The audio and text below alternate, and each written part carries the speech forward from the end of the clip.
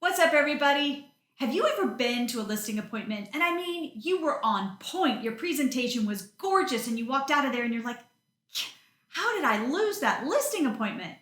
Well, today I'm going to talk to you about the number one reason real estate agents lose their listing appointments, so stick around.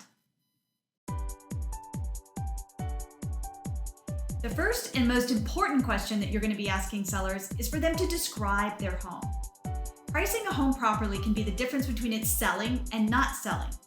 So knowing whether the living room has carpet or wide plank hardwood flooring, knowing whether the kitchen has stainless steel appliances or white ones, knowing whether the house has been painted or whether it is the original paint from 20 years ago, is going to help you properly price that home and compare it to surrounding homes in the neighborhood.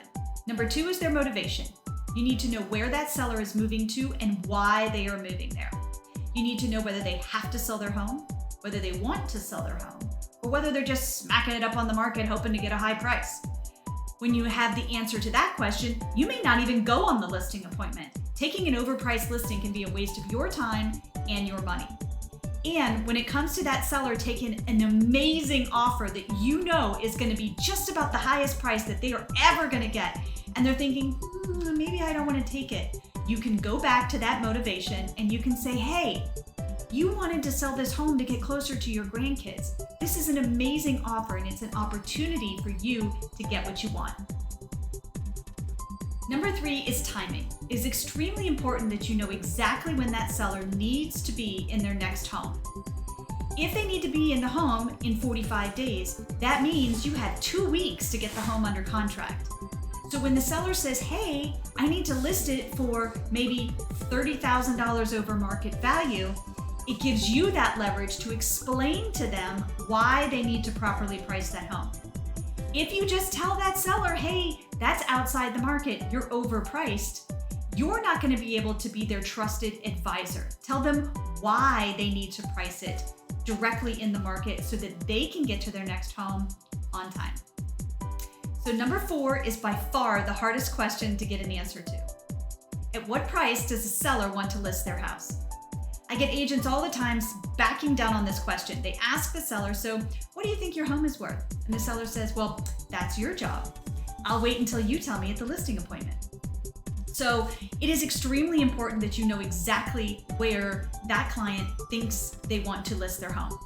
If you don't get that price and you are $50,000 to $100,000 off the mark, trust me, you are not getting the listing. Number five is, who else is that seller interviewing?